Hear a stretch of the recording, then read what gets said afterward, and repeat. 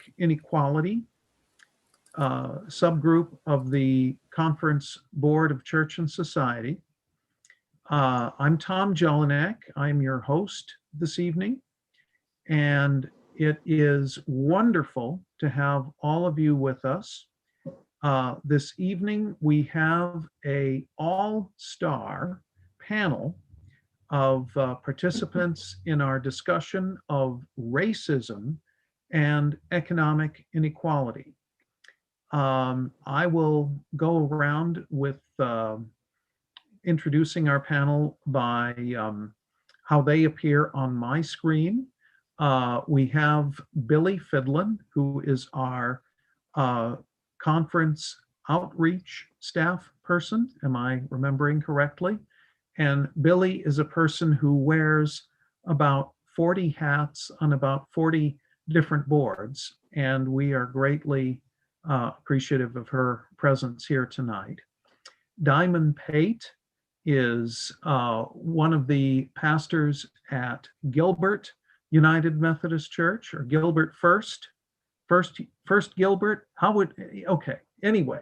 And Diamond is also serves as the vice chair of Arizona Justice for Our Neighbors, vice chair of the board, and is doing some wonderful, wonderful things here in this conference.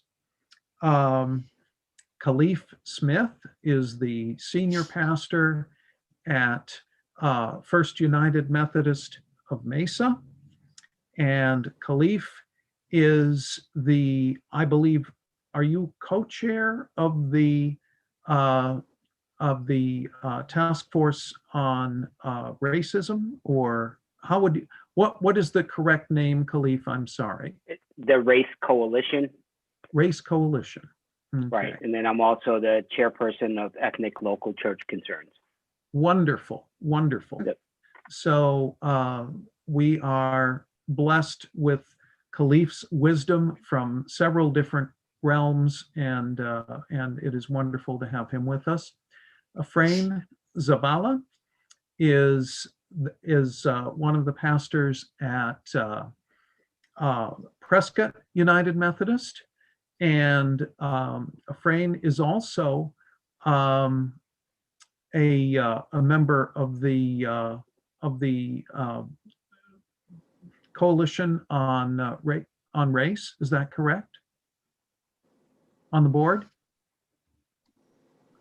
No, not that I know of. I'm a member of the Hispanic Ministry Committee, though. Oh, I am so sorry. I am so sorry. Okay, I knew I misunderstood. Anyway, Efrain has been doing some wonderful work with the Hispanic ministry community, and has been active on many different boards and events here in the conference, and so we welcome him to this process. And last but certainly not least, Tweety Navarrete is the pastor of, well, Tweety, can you describe to us the ministry that you are in, which is not in this conference, although you are still a member of this conference? Yes, I am the executive director of Four Corners Native American Ministry and the pastor of Shiprock First United Methodist Church. Wow. So yeah, already wearing two hats. So yes. And several others as well. But we are so glad to have Tweety with us, who was in the Valley just this morning here in the Phoenix area, and drove back to Shiprock to be able to participate in this webinar, be there on time to participate in this webinar. So we appreciate all of that. Well, this evening, our panelists are prepared to participate in answering a series of questions that are Committee on Economic Inequality have fashioned. And we will also welcome those who are participating in this webinar to participate as the fishbowl process allows us to do. If you are interested in jumping in and responding to a question, please put that in the chat, and then Christina will enable you to jump in and participate along with our panelists. So having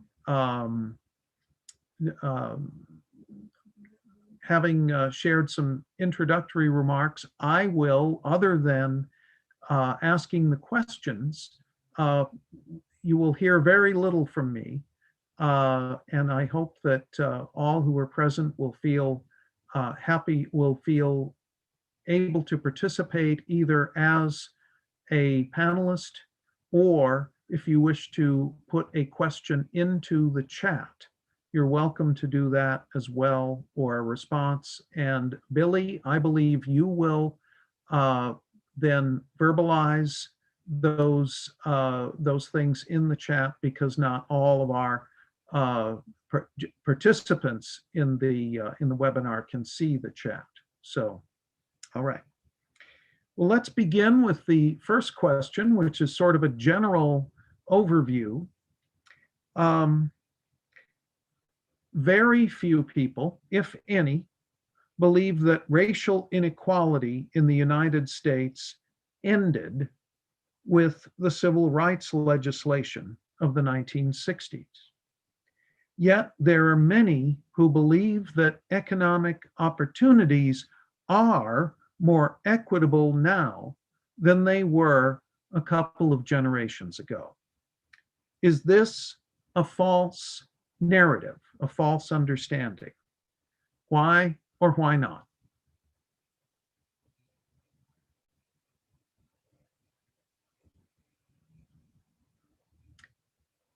Panelists, you're welcome to jump in.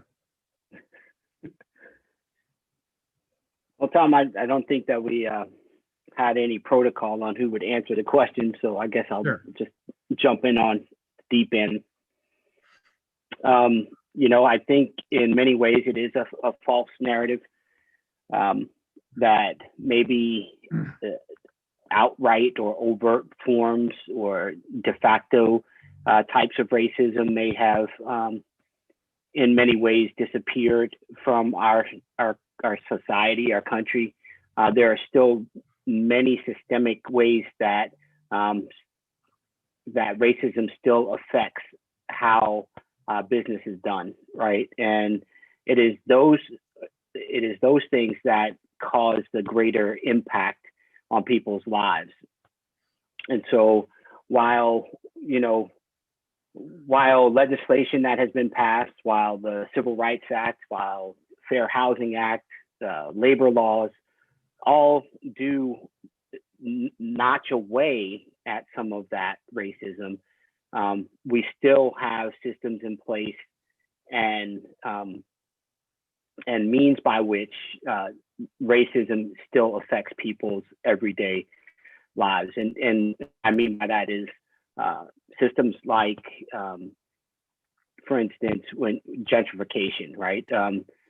Going into disparate or low income neighborhoods, purchasing all the property, and then basically running all of those, or making the rent so high in the new build that the people who used to live in those neighborhoods can't live in those neighborhoods again. In many ways, that's, it's racism, right? We can talk about redlining, and we can talk about gerrymandering, and all of the different ways that we disenfranchise people in certain communities. So it is my belief and my understanding that, yes, the Civil Rights Act was a great way of the country saying that we care about communities of color. But in many ways, it is a false narrative to what we are dealing with in the country even now. And there are still some very overt signs of racism that people are experiencing, but there's also people become more covert in some of the things. You can see in some neighborhoods where they've created systems in place that keeps those racial inequalities in line. Like I had a professor who taught us how to, we called it exegete a skyline, where you can look at neighborhoods and see where you can kind of tell what the racial breakdown of a neighborhood is just by looking around and driving around. When you see more quick loans, like cash payday loan places pop up, you can basically guess what the racial makeup of a neighborhood is just by looking at what systems are in place of keeping the poverty levels in line, and like the predatory systems that are in place, keeping those inequalities, preying on people and then those vulnerable parts. I went to seminary in the Chicagoland area, and we went to school in the North Shore, but we took a class on the South Side. So we got to see how the communities are affected, and how Khalif, you mentioned redlining, and how that's very much in effect keeping people of color in those particular careful lines to keep that equality in line. So there's definitely a false narrative in practice and in place.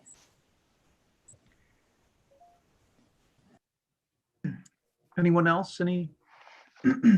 I would agree with what's been said. I think even just recently, we can see some examples of this covert racism when people talk about.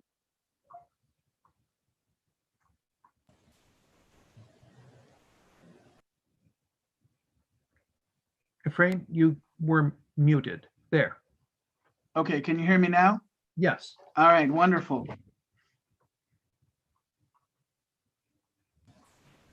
Your mute button likes to mute you on accident. All right. It's not me, I promise. So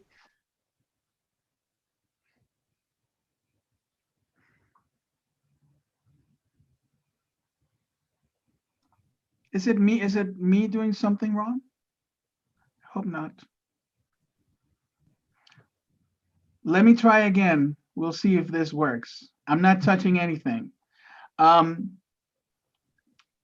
As I was saying, definitely I would agree with what's been said so far. I think there's a lot of not necessarily overt racism. The conversation is not necessarily going to be about race, but it takes other forms, right? I mean, there's been conversations recently about protecting the suburbs, right, from certain people. Conversations about low-income housing, and while people don't explicitly say this is a conversation about race, it becomes about race in practice when Black and brown people are excluded from living in certain areas, and they're not given the opportunities to live in a place where they would like to be given their economic context. So I would say this is very much a current conversation that we are all having right now. And it's just important for all of us to pay attention to those conversations, because they may not say this is about race, but it's definitely part of the conversation as well in the practice. Okay. Tweety, was there something in the chat that we wanted to add, or I'm sorry, Billy, my brain. Just Tweety sends her apologies, everyone. There are strong winds up north, and frequently when that happens, her internet does go out. And so she's lost the ability to have internet, and has tried to reconnect, and it's not happening. So that's part of the infrastructure that we're actually talking about tonight. And also just everyone, if you'll look in Oh, no, it's only to the panelists. Sarah Allen notes that in the labor report dated July 17th, 2020, median earnings report found that Blacks earned $806 a week, Hispanics earned $786 a week, and whites earned $1,018 a week working full-time jobs. Yeah. And I wonder if that reports how many jobs they're working. Right. And we will get to that a little bit later. That one of the questions addresses those kinds of disparities. Well, let's move along. There are a couple of questions that deal specifically with the season of COVID that we are in now. Welcome back, Tweety. We're glad you're here. The employment challenges in the COVID pandemic reflect vast economic disparities. Many Black and Latinx employees who frequently earn below minimum wage must keep working to support their families in conditions that put their health at risk.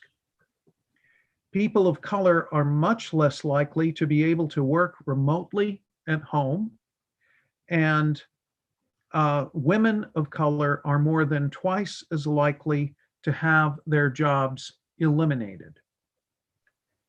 In contrast, white employees do not experience these problems to as great an extent. What are some of the causes of these inequalities, and how does racism play a part? Panelists?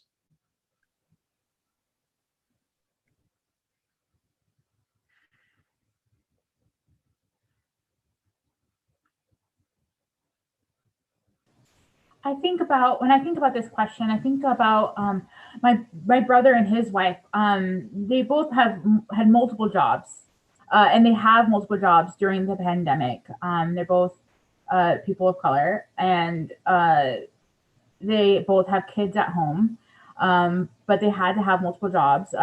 One works for FedEx. One job was working at FedEx, working at the airport. One was a healthcare worker.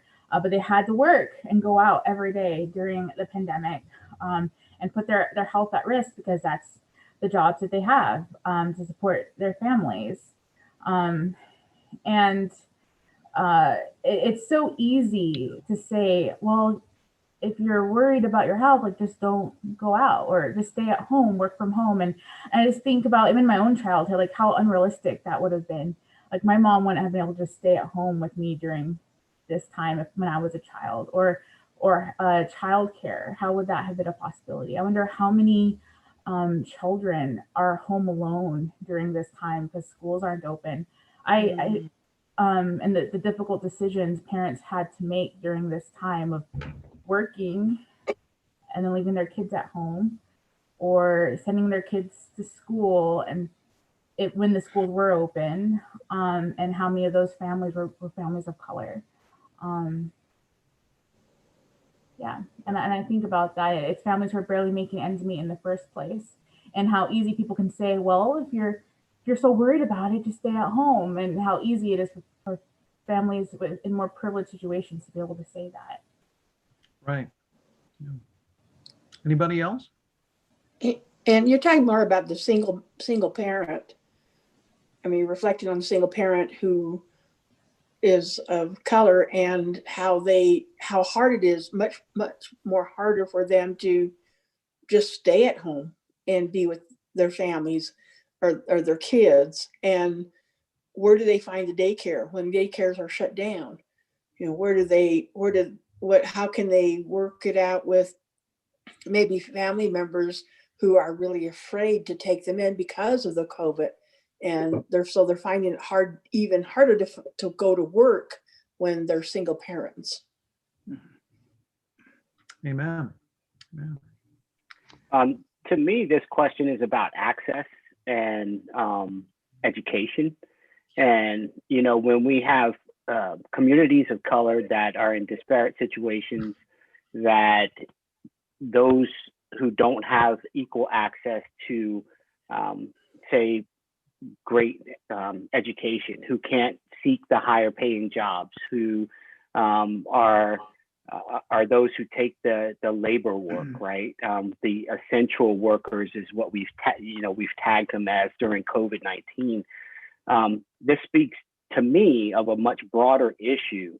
It's not about where we are. It's about, how much have people had access to education, which leads to higher paying jobs, which leads to better healthcare, which leads to better education for their families, which, leads to generational wealth, which ultimately puts them at the top of the food chain.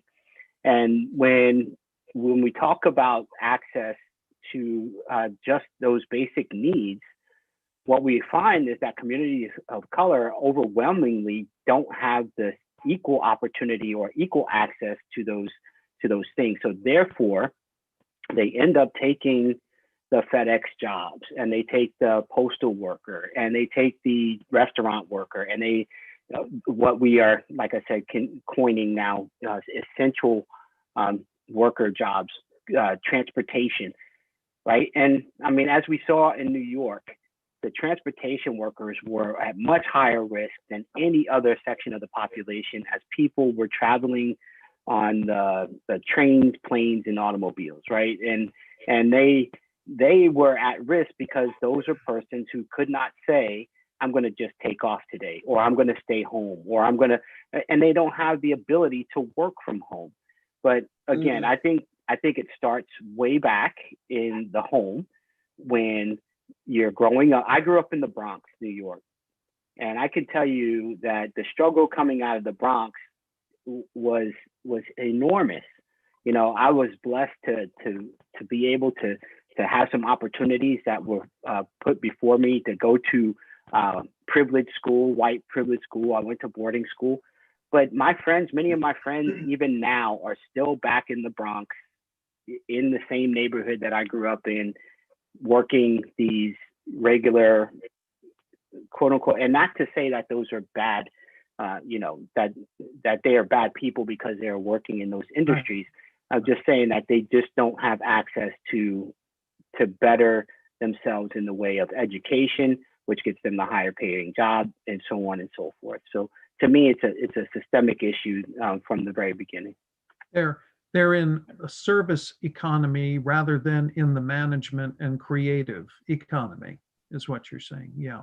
Absolutely. And, some call it the gig economy, right? Right. Yeah. You get the gig, you get paid, you get out, and that's, yeah. Okay. Not careers. Okay. Well, let's. And I would say that it's just important for us to keep in mind that these problems were not created by the pandemic, right? I mean, these problems have been present for a long time. The pandemic has only brought them forward in a way that a lot more people are being affected and noticing them. But sexism, racism, they're all there. But when you bring the pandemic in the equation, you can see how those problems become even magnified, as we can see today. Great. Yeah, no, absolutely. Another COVID-related question, and actually, before I pose that, I would just like once again to remind our participants on the webinar that if you would like to jump in the fishbowl and be a part of the discussion with the panelists, you can do that by putting a message into the chat, and our ever-present but not visible communications director, Christina, will enable you to come into the fishbowl and participate if you wish to do so. The next, as I mentioned, the next question is also relating to COVID. Medical care also reflects great disparities across racial and cultural lines. Indigenous peoples are 5.5 times more likely to require hospitalization than than white people. Blacks are 4.5 times more likely, and Latinx persons are 4 times more likely. In addition, COVID fatality rates are over twice as high for Blacks and 40% higher for Latinx persons. Why does race impact access to adequate health care? Do these realities impact the economic status of people? And Tweety, I know that up on the res where you are, you've seen a tremendous uh, spike in illness and hospitalizations. And what are Mhm. you seeing? What are you uh, experiencing with that? Well, there is not um, we don't have hospitals on the reservation. Well, we have hospitals, but not as many hospitals. And the hospitals we have do not have, not all of them have the incubators, when you incubate somebody to help breathe. Intubate, yeah. Intubate, yeah. And they don't have the equipment as like other hospitals do. And when the hospitals are full, they're full, and they then begin to um, send them out to other places like Gallup or Albuquerque or Phoenix. And there is not, like I said, there are not very many hospitals. There are on the outskirts of the reservation.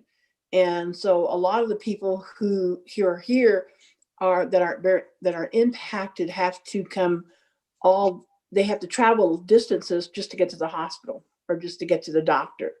And that causes a lot of problems because of the shutdowns and because of the curfews. It's been harder for people to get to the doctors or to the nurse just to get tested. And the testing stations, again, are like far and few between. And so a lot of people are impacted. And then there are other things, there are cultural factors involved in the COVID. Cultural meaning that in order to show your respect for each other, you have to shake hands. So had to be a stop to shaking hands. Their families are integrated in together. There's families that live together. Their grandmas, grandpas, cousins, uncles, aunties, all of them live together in one area. And so when one person gets a COVID, then a lot of the family members gets COVID. I mean, so there's a lot of cultural instances that happen as well. And so and then on top of that, when they tell you to go wash your hands all the time or make sure you're sanitizing, there is no running water. There are 30% of the Navajo reservation does not have running water. Yeah. And does not have electricity. And so right now the president of the tribe is working hard to get electricity into the homes. When I was returning back from Phoenix today, I noticed a lot of the workers out putting lines up for electricity. And so I know they're working really hard to try to get that. And other entities are trying hard to get water for the reservation, people, so that they can wash their hands. And because otherwise they have to haul water from the windmill to their homes. Right. In barrels. So so that makes it really difficult we try really hard to do outreach to the families who don't have that kind of, like running water, or if they need rides, we try to get them rides. And they have community health representatives who go out to the different homes to check on the elders. So the lack of economic resources for hospitals, for any kind of community health, all of that. Right. Is a huge impact. Any other panelists? Other responses? Yeah, I would just say, like Tweety has mentioned, is again access, right? Access to healthcare, access to not only affordable but good health. And Yeah.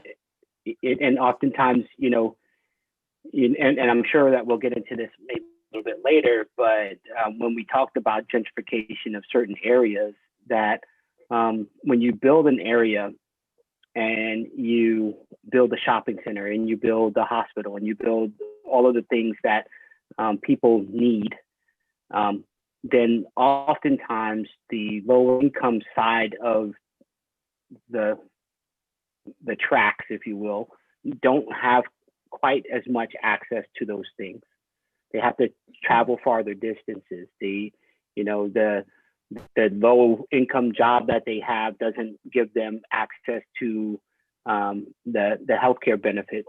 So oftentimes people are going to be sick longer at home before they even seek to go to a doctor, because they don't want to burden, either first of all, burden the system, or secondly, they don't have the wage that can support going to the doctor to pay for their medical bills. And this puts people in really, really tough situations, and to make very difficult choices just based upon their place in our economic system. So Yeah, it's a vicious cycle. When you're working 3 jobs, when do you have time to go to the doctor? Or when do you have the sick days? You need the sick days. If one of your kids gets sick, you need to take that day to take care of them, or to work one of your other jobs. It's just a vicious cycle that goes on and on. Right. And like we were saying earlier with some of the other questions, COVID wasn't, it happened before then. This is an ongoing problem. Right. COVID was just a concentration of it. Now we're seeing all these problems come to light, and now we can see the visual. We can visualize. We can magnify, like Ephraim said, we magnified the problems. Amen. I know on our reservation, there are like over 180,000 Navajos on the reservation, and there are only 12 grocery stores. So when you only have 12 grocery stores that, and they sell out of all the essentials like wipes and sanitizers and toilet paper and cleaning supplies, it's really, then the persons have to go to a area like Farmington or Phoenix or Albuquerque to get their supplies, because there's just, the stores don't carry them, that, and it's hard to, to keep those kind of supplies in the stores when people get carried away buying them. So, yeah.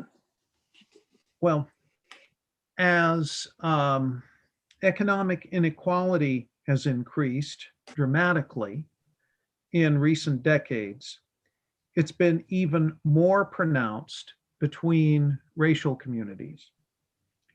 In 1983, the average white individual or family had approximately 15 times the amount of wealth owned by a Black individual or family. Over the next 33 years, the average wealth of all individuals and families, everybody, fell by 3%. By 2016, the average white family owned 41 times the wealth of the average Black family. And during that time, average Black income fell by 52%, while average white income rose by 80%. What are the reasons for those trends? And how has racism impacted these economic disparities, while, again, the economic inequality in general has increased, but it's much more so as we look across racial demographics. Why is that?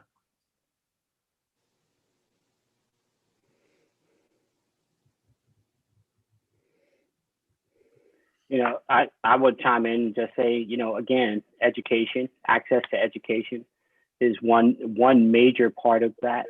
When we look at not only education, but access to, when we look at communities of color, and I don't mean those who get to live in wealthy neighborhoods. Obviously there are those, but in large part, when we look at what you might consider a ghetto, there are higher rates of alcoholism, drug addiction, Right. all of those, mental health issues.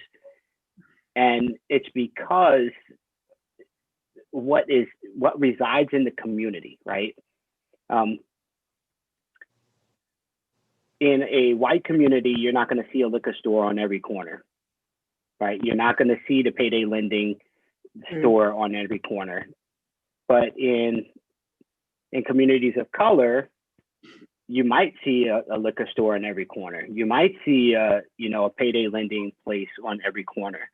And so people get caught in a vicious cycle of, I can never get out of this, and find themselves resorting to alcoholism, drug addiction,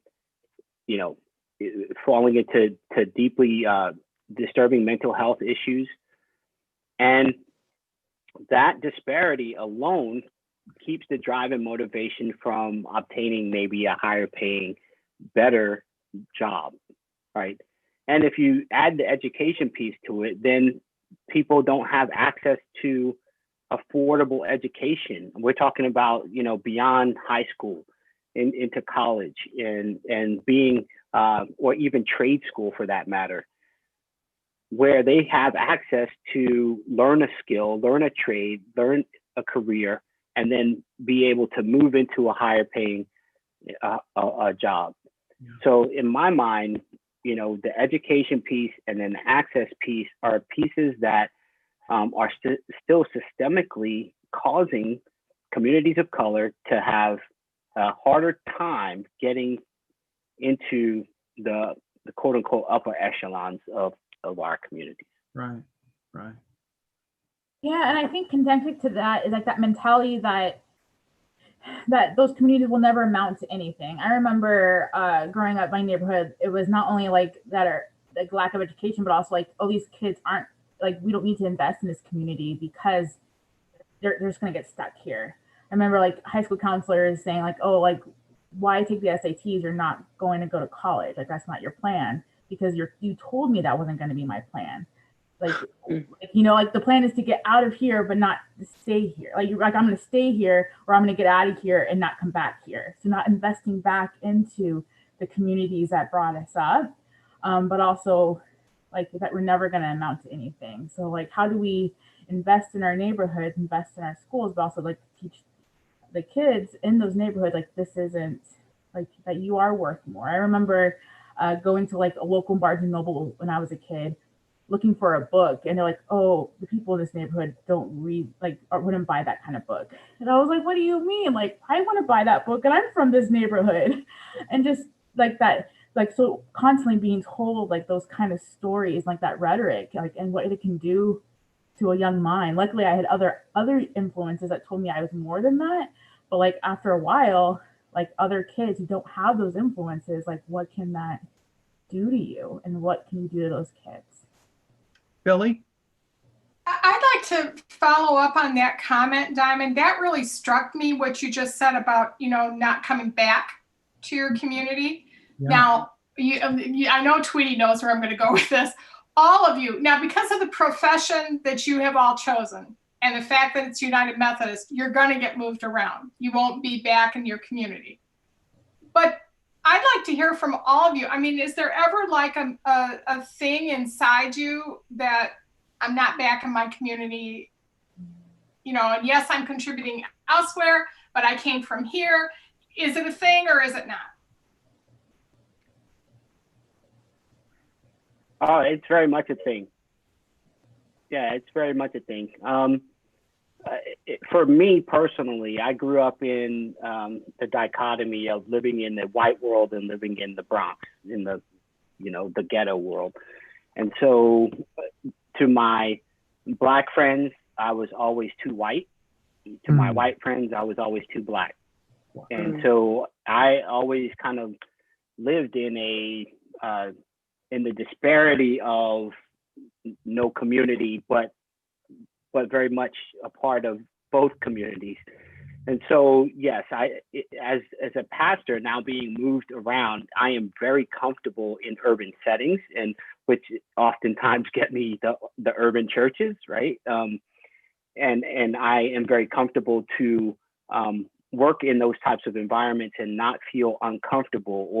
And for me, it is in a way giving back to my community. To fight for social justice in the way that I do now is me in turn giving back to my community that I grew up in, right? To highlight some of the things, the disparities that I went through in my younger years and the neighborhoods that I've lived in, and to get that elevated is a way of giving back. Even though I'm not in the Bronx now, I'm still kind of giving back to the Bronx in that way. Billy? There is a chat question from Kent Olson, who is the former chair of the Conference Board of Church and Society. His question for all of you is this: the disparity of wealth between white families and Black families is attributed almost entirely to the disparities between the top 10% of the wealthy white families and the top 10% of Black families. The wealth of the bottom half of both Black and white families is very similar. Neither group has virtually any wealth. How does this fact change how we should be addressing these problems? I find this question very, I think that it's a good thing to highlight. I was a missionary in the Appalachian Mountains. And so I definitely saw the very, very poor white community. And so I definitely see like the similarities, like very poor whites and very poor Blacks. I've seen both. At very poor Hispanics growing up in Las Vegas. I've seen kind of that circle, and it's mind-boggling that with through racism and segregation, like how those bodies are pitted against each other, because y'all shouldn't be the enemies. There are other forces, that top 1%, top 10% that are dragging you all down. I'm not saying they're enemies, but there's other bodies that are bringing you down, and you guys shouldn't be pitted against each other, because you are on very similar fields and very similar levels. So I think that was a very good point to bring up. Do I have an answer? No, I just think that it is something to remember. And so I always think about the poor white rural community when I'm thinking about how do we address these issues, because it is something that we face when I thought about my work in the Appalachian Mountains. And I also saw segregation and racism in the Appalachian Mountains too, and some of the systems that they had in place for the Black community and there as well. Amen. I would add to it that oftentimes poor white families vote against their own self-interest, and so yes, you know, you put people in office that are going to continue the systems of oppression, then yes, you know, we are all suffering together. And you're right. That's a good point to say that the only, you know, the 10% of the top wealthy and the 10% of those who are the poorest, whether white or Black, it doesn't matter, communities. But if you are constantly voting to put people in office that will continue to vote against your self-interest, like healthcare, making it affordable for everyone, a living wage, making that access to a living wage for everyone, then yeah, we're going to continue in the same situation until we get poor white families to realize that they have to vote in the same way to put people in office that are going to work toward their interests. Then we will arrive in the same place. good. Yeah, I thank you, Khalif. I appreciate that. And let me Could I go back? Yeah, please. I just found Billy's question before the one that we were talking about very interesting. I mean, they're all very good questions, but the idea of going back, right, and to your community and kind of helping and contributing to that as well. I'm an immigrant. I was born in Mexico, and I wish I fantasize about at some point, perhaps after retirement, going back to Mexico and contributing, right? And yet at the same time, I'm very aware of my student loans that I have to pay. And that's just another thing. That's not something that I can afford to do at this point, given my economic situation. So I have to, and I'm very thankful for the opportunities, and I'm thankful to be here, of course.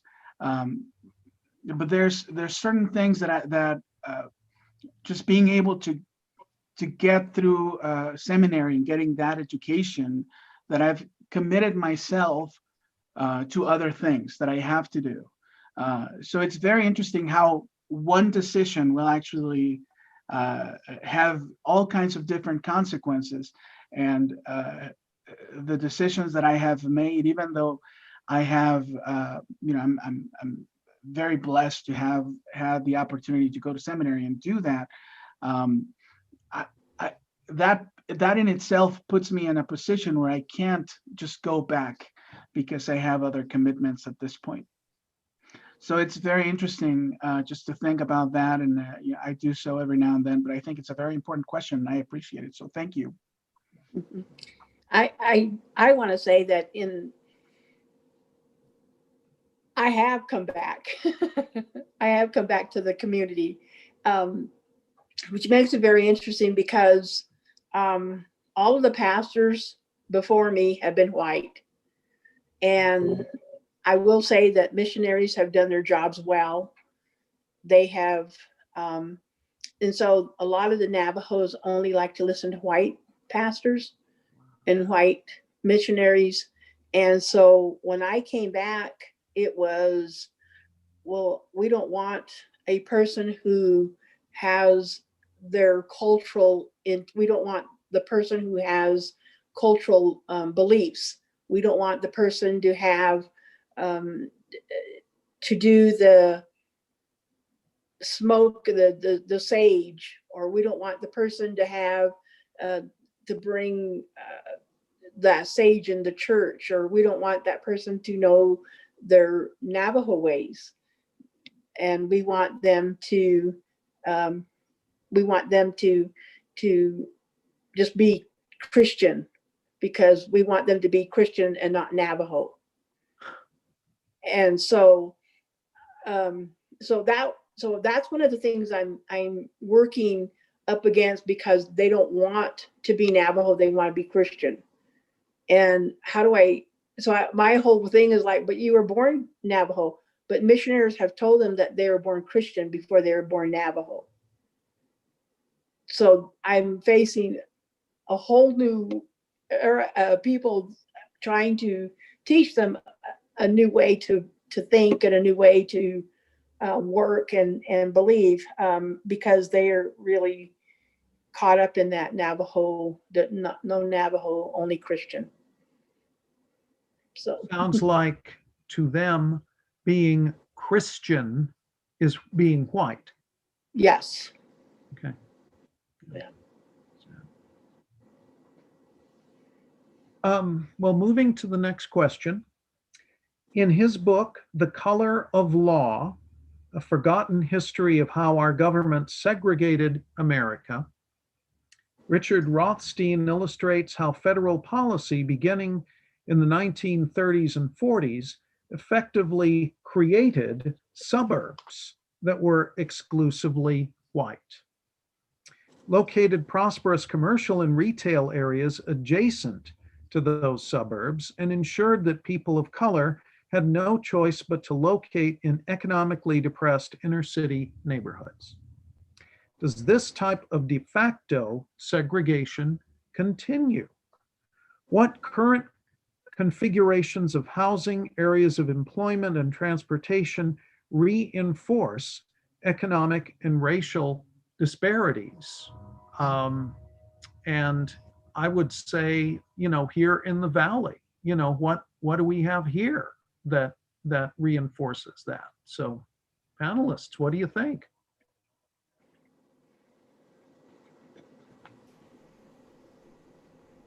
I can't speak for the valley yet since I am newer to the valley, but I'll start with a little bit from what I know, and then I'll let someone else jump in for valley experience if they have any. But I know, like I said, when I worked in Chicago, I went to school in Evanston, which is a northern suburb, and I worked at a church in Hyde Park, which is on the south side. For me to get there, I didn't have a car. I had to take 2 trains, so the purple line, the red line, then the train stops. Then I had to take a bus, and then I had to walk to get to where I needed to go. And then sometimes the bus didn't run, and sometimes it did run. And that's all very intentional because they don't want people from the south side. And that Hyde Park is just barely south side. If I had to go even further south, further on this real south side, I would have to take more buses. And I'd have to, and that's like 3 hours, taking me a long time. And it's very intentional because I don't want a train going straight up to the north side. Because, there was one time I was on my way back, and there was some gentlemen falling asleep on the bus, on the train, and they woke up and they're like, "Where am I? I must be on the north side." All the white people showed up. Because as you got on the train, the longer you were on the train, the more people of color were on and less white people were on. And so the longer you're on the train, the darker the train got. And that's how you knew you're closer to the south side. So it was all very intentional how the transportation got to help separate and segregate the city. So I love Chicago. I love all the fun little neighborhoods and the flavors of the neighborhoods based on the cultural makeup, but it's all has some dark racial segregation. And that all still happens. And the gentrification is very real. And the up and coming neighborhoods would have new exciting shops and new restaurants, and that means that people of color have been pushed away and pushed aside. And that's Chicago. I'm sure that here in the Valley, as I struggle so hard with public transportation, it happens here. The light rail system is not effective at all from Phoenix to Gilbert or wherever. Yeah. Well, in downtown Phoenix, when I was the pastor at the Native American Ministries on 13th Street in Roosevelt, it was at one point back in the 60s and 70s, the houses along Roosevelt Street were really immaculate. So back in the 30s and the 40s, these homes were huge and immaculate. Well, then in the 60s and 70s, it started changing. And they made the houses apartments, and there were a lot of white people in the downtown area, and so the church I was at was all white. And then somewhere in the late 70s, early 80s, the neighborhood started changing to all Hispanic, and the white people started moving out. And so that church then closed for a while, and then the conference gave it to a Korean congregation for a little while, and then they left. And once they left, then it became the Native American ministry, and that was there for a long time until the neighborhood again started changing. And you talked about regentrification. That the people in the downtown area started changing and building more buildings, and things started getting more upgraded. They started taking out all of the older entities that were around, the old organizations they took out, and things started. And so now when you drive through that neighborhood, there may still be some Hispanics, but they're poor Hispanics. And when you get to a certain, like 7th Street and Roosevelt, you'll see all of the new buildings and the new condos and all that. It's just, yeah, it's really different. And who is it for? My son just opened a restaurant in that exact area. Mm. And Yeah. those apartments, he can't afford to live in those apartments. And I asked him, I said, who are your clientele? Who's living there? He said, it's all lawyers. It's all, it's professional people. The apartments start, the one bedrooms, $1,800 a month.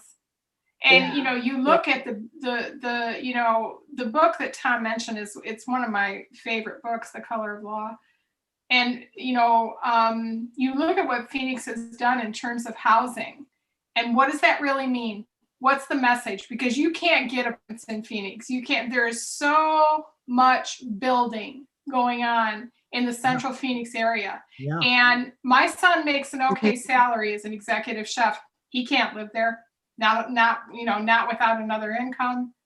And even with another income, if it's someone who is not a lawyer, who is not some major, every single penny would go to housing.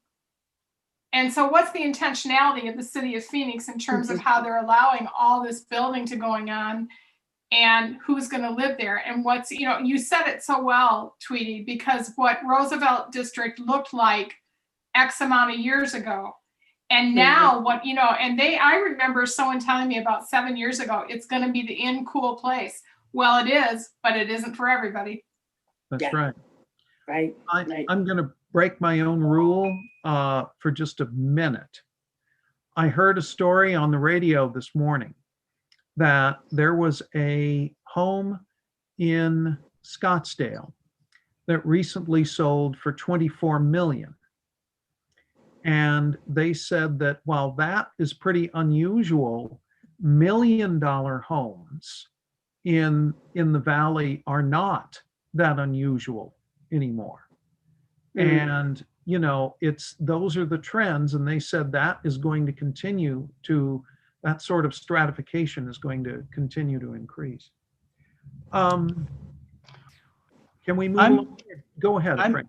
I was just going to say that I'm getting more familiar with the history of my community where I'm currently serving, and that's Prescott. And I'm told that another thing, there's of course the economic aspect of it, but there's also, there were some years ago some ICE raids that were happening in our community, and that had a lot to do with the changing demographic in the community, where Hispanic families decided to move to another place, and that's evident here in the community. It's very interesting for me to think about all those factors, right, that play a role.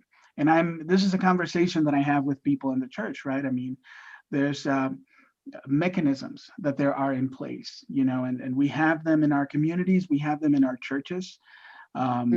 We may not even realize they are there, but they make it easy for some people to join in it. They make them harder for other people. So one of our responsibilities, one of our duties as churches and religious leaders is just to be aware of those mechanisms and think about the people that are being left out, and how can we find ways to honor their stories and build those bridges. So, thank you. In the life of many local churches, contributing to or participating in missions or ministries to aid impoverished populations or communities is seen as a very positive and necessary thing, part of our local church ministries. And this often includes sending aid to agencies such as UMCOR, which serve populations that have little or no resources to deal with disasters or famines, and they can be overseas or somewhere here in our own United States. Yet, in the same churches, when support of public policy that would address social conditions or inequalities that brought about the need for aid in the first place is addressed or is proposed, those actions are labeled political and are rejected by the church as, gee, that's not our job. Our job is to aid these impoverished communities, but we don't want to get into this, changing stuff. Is racism embedded in that pattern? And if so, how does that happen? How does that go hand in hand with an attitude of economic superiority? So what panel, what do you think?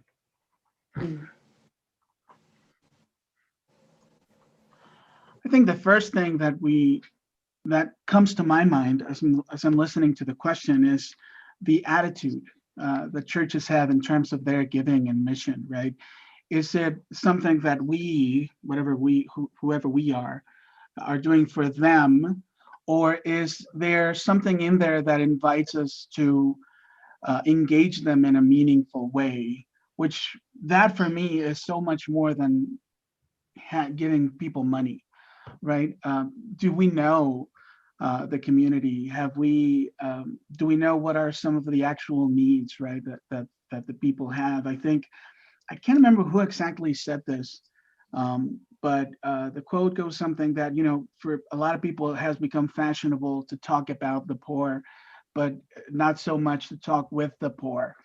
And I think that's fundamental in our mission effort, not just in a very detached way, give the money to faceless individuals, but actually participate in those conversations and actually hear from them, these people that we are serving and helping, hear from them about what their needs are and how it is that we can join, not solve problems for them, or try to impose our own idea of what it is that they need, but to engage in conversation and collaborate with them to address those issues that very often will be systemic, right?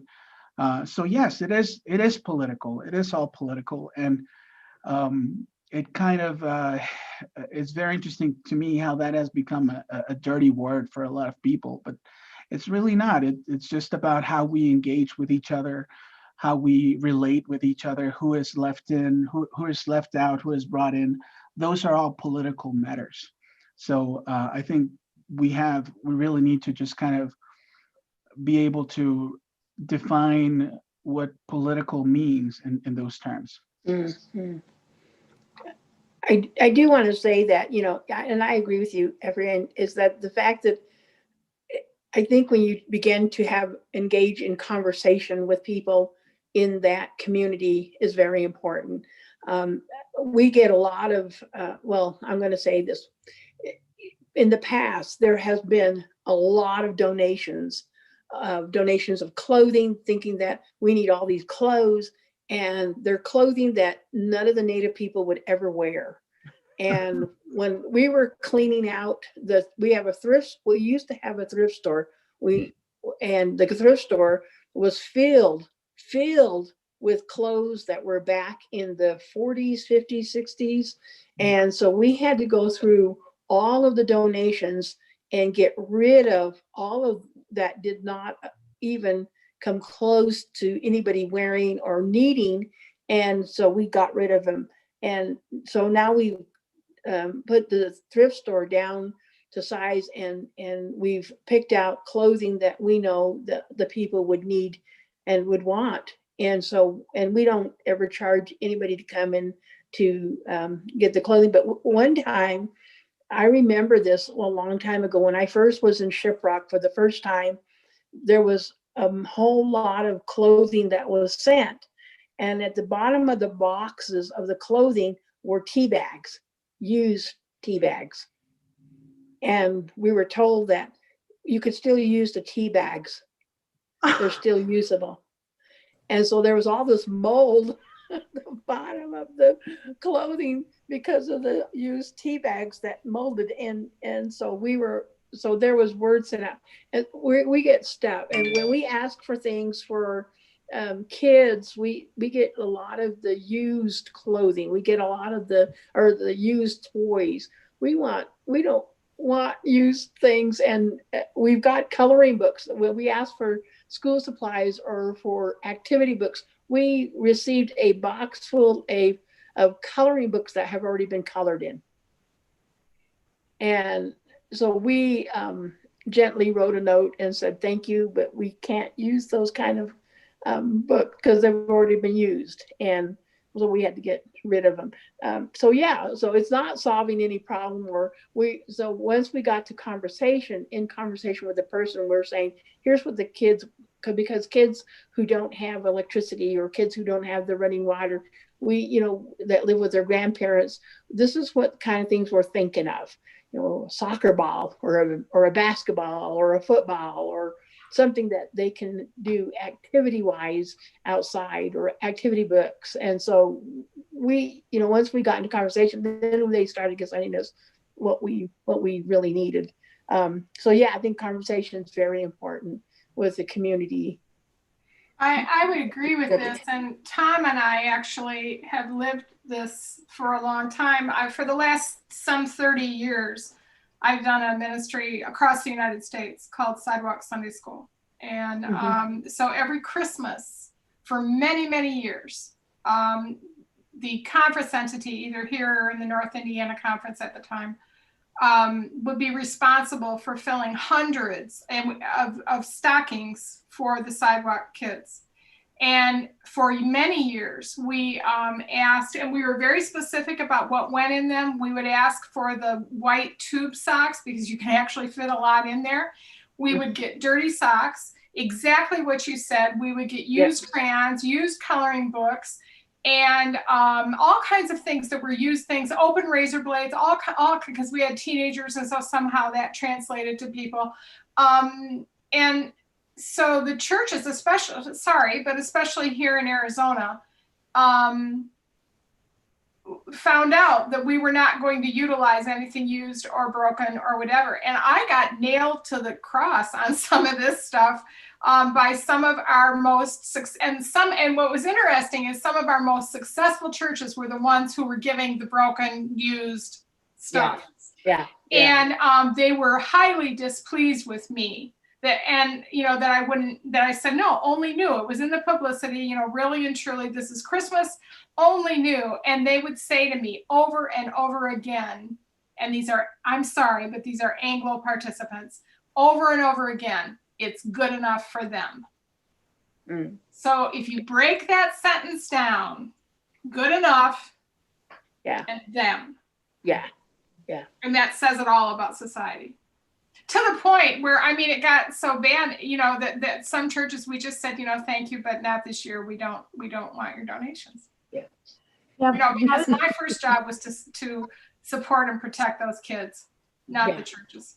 Not the church, right? When I was a missionary, the nonprofit I worked with, the first year we read a book called When Helping Hurts, and it talked about that very thing. When our charity sometimes causes more harm than good, where we give our trash, our leftovers, and they talk about, like in disasters, that second wave that causes another disaster, that wave of donations, that again, of things that aren't needed, that aren't necessary, that causes more hurting. And so it made us more intentional about what are we doing in our missions and in our giving. And so whenever when I started at First Gilbert, I'm part of the missions committee, and so I helped them think about, okay, what are our mission campaigns?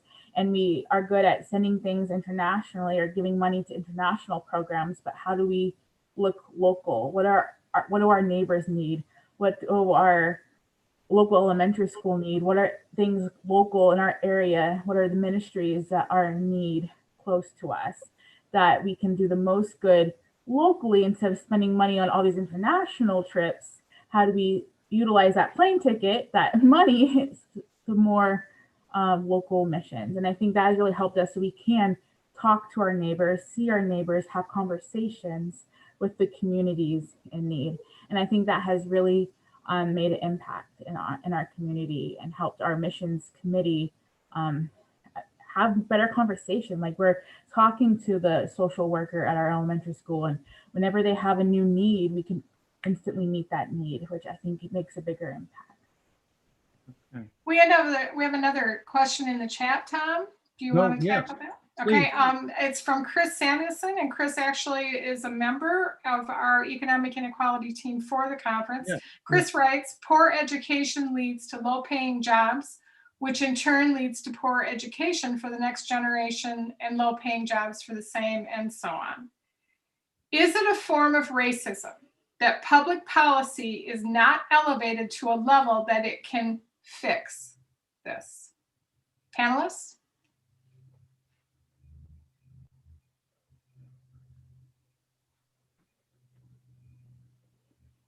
Yes. Thank you so much. We very much appreciate your depth and mic drop. Is that a mic drop with a pen? Yeah. Yeah. We, like I've been discussing this, right? And you can read the new Jim Crow. You can read.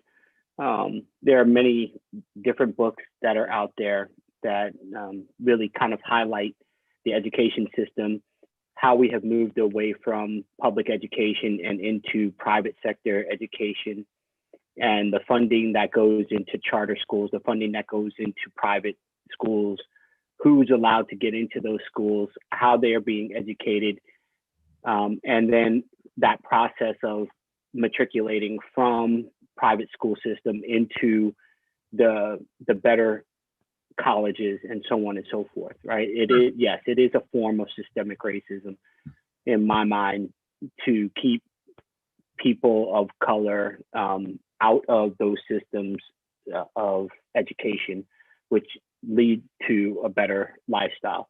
And don't add to it the, the school to prison pipeline as well, where, you're in a poor education system, you're not learning, you're in a bad neighborhood, you may commit one crime, then ultimately now you have a bad record. That bad record leads to bad credit. That bad credit leads to the inability to get into college, so on and so forth. Yes, it is a form of systemic racism. And yes, we do have the ability to fix it. We have the ability to fix it with proper funding from the government. And, when we take money from the poor and we give it to the rich, we call it capitalism. And when we take money from the rich and we give it to the poor, we call it socialism. And, and I think we have created this dichotomy in our society where people hear those trigger words and ultimately it's like, oh my God, you're not going to take my money, my wealth, what I have obtained for myself and give it to someone who didn't deserve it, who didn't get the education that I got. Certainly they had the same access to the education that I got. Well, no, that's not necessarily true. Yeah. We did start talking about pull yourself up from your bootstraps, Ephraim and Tom. And, we were talking about that before the webinar started. And it's, yeah, you're making an assumption that you have boots and that you have the straps, like Tom said. If you don't have access to those things, if you don't have access to a good education system, then you're 5 steps behind everyone else who actually did. And if, when mommy and daddy have wealth to send you to a private school that gets you into the good college, that gets you into the good job, that gets you into the, yes, that's how it continues. So, or if you didn't have to work 3 jobs to go to the school, that you can focus on your studies. Or even if I think about how public schools are funded based on test scores, so if you could eat breakfast or you could study for those tests so that the funding can happen at those schools. There's so many elements that lead into the public policies that why schools get funding. Or if you happen to be undocumented and you don't have access to those resources as well, I mean, that just puts you in a whole other cycle. So there's all kind of factors that need to be considered in Yeah. the education conversation. We have some other questions. There's a couple, and we're coming down to the end of our time. We still have a little bit more, but there's a couple of things that I want to make sure that we do have time to address a little bit. One is sort of a chicken and egg question, and I would really welcome our panelists' input on this. Does economic inequality reinforce racism, and or does racism reinforce economic inequality? And are there ways to address both of those things, maybe at the same time, maybe differently, but what's the relationship here? I mean, we've been talking about both for this whole evening, and how do you see that? How do you see is there one that causes the other, or do they both go together, or what? How do you feel?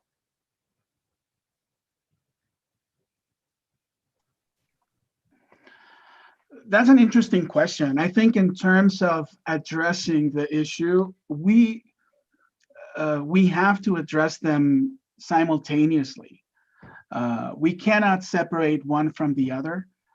We have to understand that there's a racism element in economic inequality, and we have to understand that economic inequality is very much a reality for Black and brown people in our country. And so we have to, we have to understand that there are connected, right? It's not possible to separate them at this point. And there's other things. I mean, there's sexism, of course. There's heterosexism. There's all kinds of different things that we can just add into the mix. And I feel my sense is that we need to just, as we address them, as those issues, address them as the complex, the complex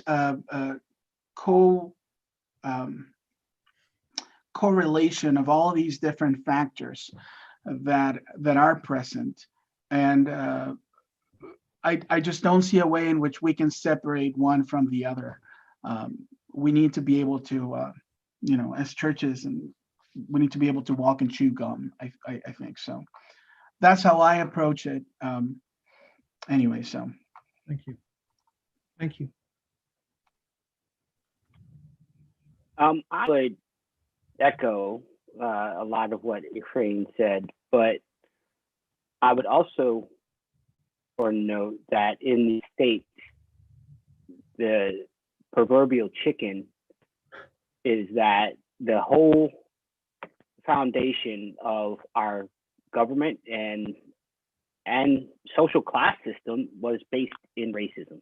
So until you get to the core of that, then yes, they are intertwined, but you really have to break down all of, we're talking about hundreds of years of history of a certain group of people being able to create, generate, and be ahead of other people before, that gets us where we are. So yes, are they intertwined? Do they have to be addressed at the same time? Yes, but we also need to get back to the core of where it all started. And in the United States, it was all founded on white male landowner privilege. And until we break down some of those systems, then equality, whether that's equity in finance, whether that's equity in social, economic, political status, all of those things don't come around until we break down the systems that were created to keep them in place. Amen. Amen. And one last question.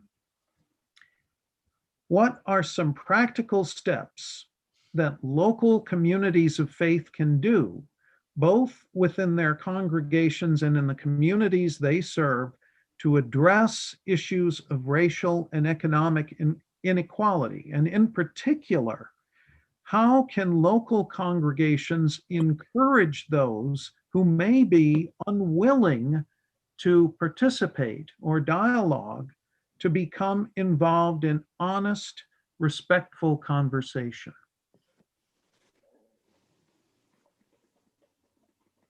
I think one way is not to separate this from the gospel message, that this is absolutely something Jesus' panel would be right here. He'd be on the screen talking about this as well. This is absolutely a gospel message. Equity, racism, sexism, these are all things that Jesus would have opinions on, would have discussions about. The idea that church can't be political, that we cannot discuss these things, I think is ridiculous, because when we talk about loving God, loving our neighbor, they're absolutely connected. Especially as Methodists, the personal holiness, social holiness gets in our DNA. The more I read about Wesley and the Methodist Church and the foundings, like, we should be talking about these. Social justice is in our DNA. So don't stop having these discussions is the very first step. And so, and connecting back to what I was saying about missions, thinking about how to be more intentional in your missions. It's, in other words, it's not just a political and economic problem, it's a spiritual problem. Thank you. Thank you. Others? Anything? Yeah. And I would just say that it's in my own situation, it's very hard for me to separate, to compartmentalize those things. You know, I don't know that Jesus had a mentality of, well, this is the spiritual part of what I do, and this is the political part of what I do. And I bring that to the conversation, and I say, when Jesus was healing all those people, was that a religious thing or was it a political thing? When he was feeding the poor, is that a religious thing or is it a political thing, right? I mean, it's yes, both of those things. And we just need to be comfortable with that. I think our political actions really speak a lot about our faith. And I do appreciate our Methodist heritage, right? Where Wesley was very much aware that there's only social religion, right? No one is a religious person on their own as an individual, but you have to live a certain way. You have to connect with others a certain way, and you have to meet them where they are, right? I mean, you have to meet them in their own context. In order to do that, you have to learn about them. So I think our churches just need to be open to have that sense of humility, where we are able, or we're willing to ask the questions and approach people and meet them where they are, rather than try to impose our own idea, our own beliefs on others, right? And I think that's a good start. I mean, we see a lot. I agree with Diamond. I mean, we see it all over the scriptures, but we sometimes forget that about the social message of scriptures, and we just need to be, as religious leaders, very intentional and engaging people in those conversations. Excellent. That's a huge statement. My former church, we went through clergy like water for a variety of reasons. And some clergy never, ever brought up social justice, social holiness. And had they been our clergy for 20 years, the whole Methodist canon of why we exist as Methodists would have been lost. And then you have a whole flock that doesn't know, the emphasis on social holiness. And so it's this, mishmash of we don't have the leadership proclaiming and prophetically bringing forward what we need in terms of who we are as Methodists. And so then you have a flock that when it does come up at annual conference, or the bishop or whomever, or me or whoever it might be, it's like, well, you don't belong in, that discussion does not belong in church. That discussion is not for church to have. I want to bring up Bud Clark, who is the chair of the Economic Inequality team, has made a variety of comments. I'm just going to kind of string them together. Bud writes, the 10% who hold the most wealth cause legislators that make laws that increase their wealth to be elected. we've made progress in getting people of color elected. He also writes, and other people on the bottom 10% need to be registered to vote. Votes are the only way that we're going to take the control away from the top 10% of the legislators. Legislators must want to correct the inequalities because they care about the people who need the help, not because it might make them look good.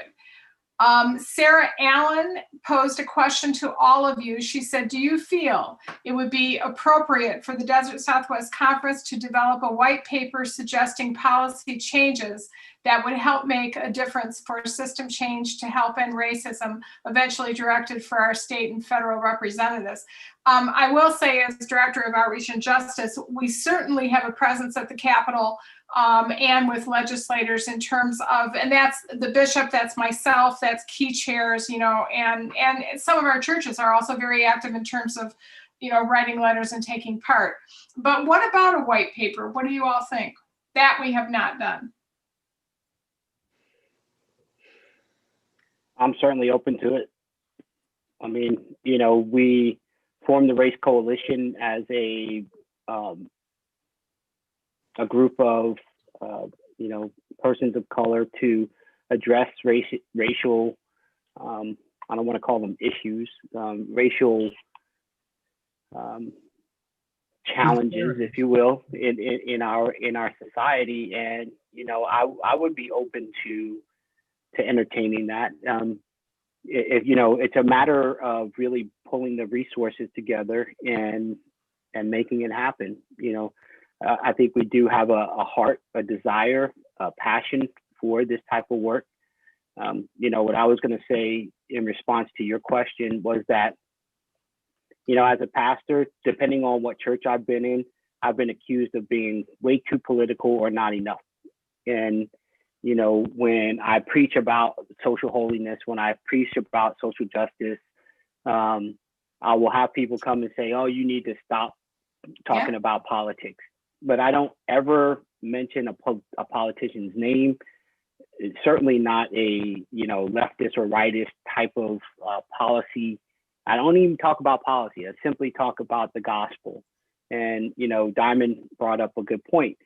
But my encouragement to you all who are out there is to encourage your pastors, encourage your leaders to be involved, to get connected, to, you know, it's okay for pastors to be involved in the legislature and talking about, you know, policy changes that affect our whole community. It's important that they get support in that as well and not beat up, because when they do it, then they come back to their church and their church is saying, well, we like you to just, you know, coddle us and tell us about Jesus and how Jesus loves us so we can go home. Because that's not the transformative gospel that God, I think, preaches through Jesus Christ. And, you know, Jesus, in my mind, in all of the gospels that I've seen and all of the stories that I've seen, is always talking about inclusivity, always talking about returning people back to their community, always talking about building the relationship with God and neighbor. So, yeah. The other thing Yeah, I would what mention is that avoiding these conversations, that quote political conversations, is really a demonstration of privilege, right? I mean, there's pastors in our people in our congregations who cannot afford not to be political, just because of who they are, just because the context in which they live. And so when we address these things, you know, when we talk about poor people, you know, people of color, women in the church, when we talk about all these conversations, they will be perceived as political. I would argue that not addressing them directly is a political position in itself. And so we just need to be very mindful about, even though people perceive these words, politics and religion, to be dirty words. I mean, it's not that we need to stop talking about them, it's that we need to find better ways to talk about them, better ways to address them, rather than just avoiding them altogether. Because if we avoiding them, guess what? If we avoid them, they're not going to go away. it's just going to be very difficult to engage other people in those conversations. You know, I want to say that I appreciate the fact that the Racial Coalition, when they collaborated with the Commission on Religion and Race and did that one workshop about racism and did the Bible study in the Old Testament and showed us how that racism is in all of that. I thought that was great, and I think that needs to be done in more churches, and throughout the annual conference, and maybe even at annual conference, because it was eye-opening to me. And I thought I think it was great that we all did that together. We did that together. And so I think that would be great if we can do that kind of study together.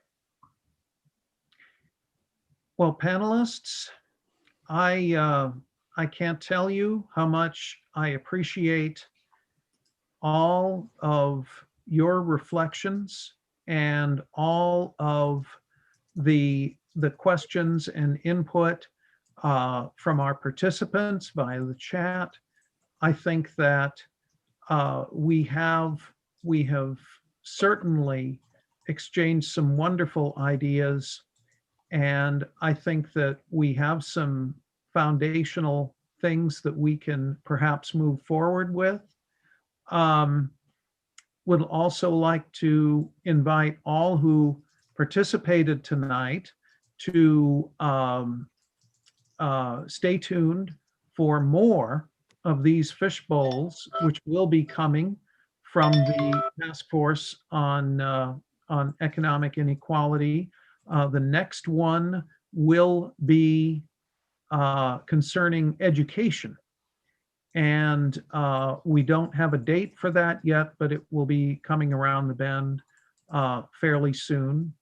And I certainly would encourage anyone who would like to have further dialogue with any of our participants to do that and to keep the conversation going, and above all else, to go back to your local congregations and help to enhance awareness of all of these issues and how they are very closely related. Racial disparity and economic disparity and all of these things are part of the same conversation.